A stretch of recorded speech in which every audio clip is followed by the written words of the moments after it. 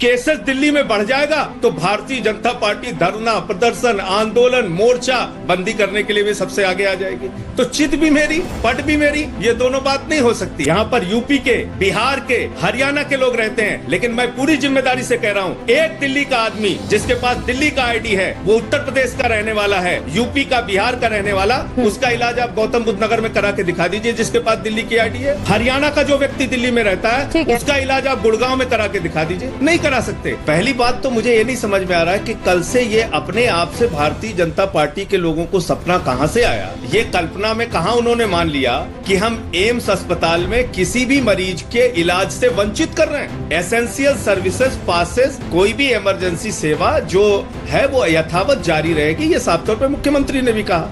राष्ट्रीय आपदा प्रबंधन के नाम पे 17,500 करोड़ रुपए बांटे गए और आपदा के नाम पे हमें 17.5 रुपए नहीं दिया गया। 17.5 रुपए। भाजपा के मित्रों से मैं कहना चाहता हूं, क्योंकि यहाँ 20,000 केस हो गए, यहाँ पे एक विशेष परिस्थितियां उत्पन्न हो रही हैं। हम उस संकट को, उस खतरे को देखते हुए उन विशेष परिस्थितियों में निर्णय ले रहे हैं। आज ऐसा क्या कहेंगे कि लोगों को लगे कि दिल्ली वाले और दिल्ली सबकी चिंता करती है? अंजना जी, मुझे बहुत अच्छा लगता अगर आप मुझे इस डिबेट के लिए उस दिन बुलाती जब हरियाणा ने हमारे रास्ते खोद दिए थे, बुलडोजर से रास्ता खुदवा दिया।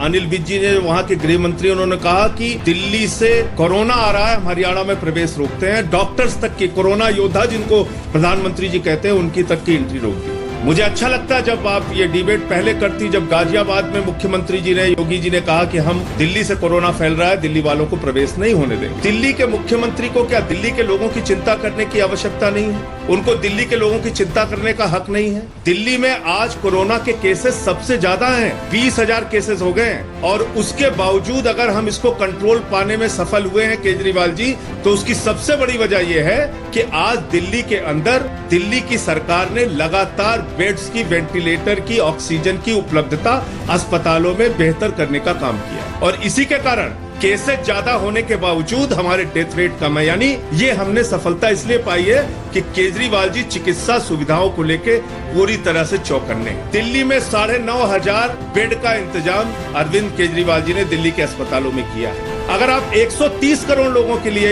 ये 9,500 बेड खोल देना चाहते हैं, अस्पताल खोल देना चाहते हैं, फिर तो ये 2 दिन में भर जाएगा। मुझे तो प्रसन्नता होती कि योगी जी और खट्टर जी कहते हमारे राज्यों में केसेस कम हैं, हम आपका स्वागत करते हैं। अगर कोई भी मरीज दिल्ली का बीमार होता है, आप संकट में हैं, हम आपकी मदद करेंगे। लेकिन ये नहीं हुआ अंजना जी, हुआ उल्टा ये कि राष्ट्रीय आपदा प्रबंधन के नाम पे 17,500 करोड़ रुपए बांटे गए और आपदा के नाम पे हमें 17.5 रुपए नहीं दिया गया। 17.5 रुपए। इसका मतलब आप दिल्ली के प्रति एक सौतेला व्यवहार, एक भेदभाव का व्यवहार रखते हैं। दूसरी बात, केसेस दिल्ली में बढ़ जाएगा तो भारतीय जनता पार्टी धरना, प्रदर्शन, आंदोलन, मोर्चा बंदी करने के लिए भी सबसे आगे आ जाएगी। तो चित भी मेरी, पट भी मेरी, ये दोनों बात नहीं हो सकती। और दिल्ली में रहने वाले लोग कोई आसमान से टपके हुए लोग नहीं है। हाँ। मैं भी उत्तर प्रदेश का हूँ अंजना जी। हाँ। यहाँ पर यूपी के, बिहार के, हरियाणा के लोग रहते हैं, लेकिन मैं पूरी जिम्मेदारी से कह रहा हूँ, एक दिल्ली का आदमी जिसके पास दिल्ली का आईडी है, वो उत्तर प्रदेश का रहने वाला है, यूपी का, बिहार का रहने वाला, उसका इलाज आप गौतम बुद्ध नगर में करा के दिखा दीजिए जिसके पास दिल्ली की आईडी है, गाजियाबाद में करा के दिखा दीजिए। हरियाणा का जो व्यक्ति दिल्ली में रहता है, उसका इलाज आप गुड़गांव में करा के दिखा दीजिए, नहीं करा सकते। तो ये वक्त तो इस बात का था अंजना जी, केंद्र सरकार हमारी मदद करेगी, न केंद्र मदद करेगी, न हरियाणा मदद करेगी, न उत्तर प्रदेश मदद करेगा, न आपदा प्रबंधन के नाम पे हमें कोई मदद मिलेगी। हाँ, बॉर्डर के नाम पे जरूर राजनीति करने के लिए सबसे आगे आ जाएंगे जिन लोगों ने रास्ते खुदवाए, बॉर्डर बंद किए। जवाब लेते हैं। कोई भारतीय जनता पार्टी का नेता आलोचना करने नहीं आया। प्रबंधन की एक जिम्मेदारी होती है और एक मुख्यमंत्री की जिम्मेदारी होती है, किसी राज्य को अगर वो चला रहे हैं, बेहतर चिकित्सा सुविधा देना चाहते हैं, तो वहाँ उस राज्य में रहने वाले लोगों का ध्यान रखें। तो ठीक है, जवाब लेते हैं राजीव प्रताप रूडी जी। यूपी, बिहार, हरियाणा, अन्य राज्यों के लोग जो दिल्ली में रहते हैं, उनके लिए है ये। ठीक है, वो सीधे कह रहे हैं कि कहीं ब्लैकमेल करने के लिए तो ये सब नहीं कर रहे हैं आप केंद्र सरकार। मैंने एक शब्द भी सबक सिखाने की बात नहीं कही। और जहाँ तक उत्तर प्रदेश और बिहार की बात आप कर रहे हैं, मैं भी खुद उत्तर प्रदेश से आता हूँ और पिछले जब से लॉकडाउन घोषित किया है प्रधानमंत्री जी ने, लगातार उत्तर प्रदेश और बिहार के लोगों के लिए काम कर रहा हूँ। 42 बस अब तक अपने संसाधनों से लोगों से मदद लेके अब तक भेज चुका हूँ बिहार और उत्तर प्रदेश के लिए, राशन के लिए, भोजन के लिए, जो काम हम लोगों से बन सकता है, जितनी ताकत है वो कर रहे हैं। मैं आपसे पूछना चाहता हूँ कि अगर दिल्ली में मरीजों की संख्या बढ़ जाएगी, अस्पतालों में मरीज मारे मारे फिरेंगे, तो क्या उस समय भारतीय जनता पार्टी हमें बख्शेगी? चौराहे पर निकलकर हमारे खिलाफ प्रदर्शन करेगी, केजरीवाल जी के इस्तीफे मांगेगी, आंदोलन करेगी, मोर्चा छेड़ देगी। और सिर्फ यहाँ का नहीं, पूरे दुनिया का इतिहास उठा के देख लीजिए। न्यूयॉर्क में, अमेरिका में, ब्रिटेन में, इटली में जहाँ पर भी मृत्यु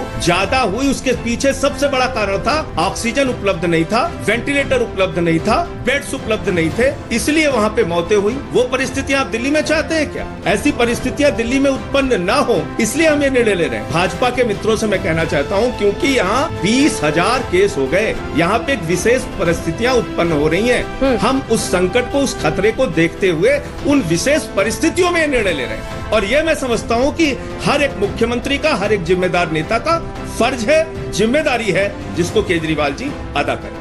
अलग अलग आंकड़े सामने रखे जा रहे हैं, फर्ज किया जा रहा है आंकड़ा, उन्होंने आरोप लगाया। पहली बात तो मुझे ये नहीं समझ में आ रहा है कि कल से ये अपने आप से भारतीय जनता पार्टी के लोगों को सपना कहां से आया? ये कल्पना में कहां उन्होंने मान लिया कि हम एम्स अस्पताल में किसी भी मरीज के इलाज से वंचित कर रहे हैं? एसेंशियल सर्विसेज पासेस, कोई भी इमरजेंसी सेवा जो है वो यथावत जारी रहेगी, ये साफ तौर पर मुख्यमंत्री ने भी कहा। हाँ, ये बात अलग है कि हरियाणा में डॉक्टरों को भी रोका गया था, वो उस पे शायद रूडी साहब नहीं बोलेंगे। एम्स के अंदर, आरएमएल के अंदर, सफदरजंग के अंदर, लेडी हार्डिंग के अंदर जो सेंट्रल गवर्नमेंट के हॉस्पिटल हैं, उसमें कोविड के मरीजों के लिए सुरक्षित बेड की संख्या है मात्र 1400। कल से बराबर ये चलाया जा रहा है 13,000 बेड, 13,000 बेड, सेंट्रल गवर्नमेंट के 13,000 बेड।